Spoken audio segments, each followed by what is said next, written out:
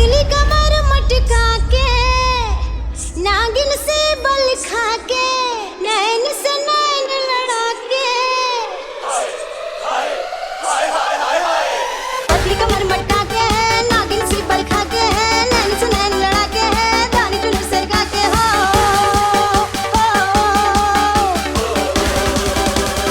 दिल वालों के दिल का करार लूटने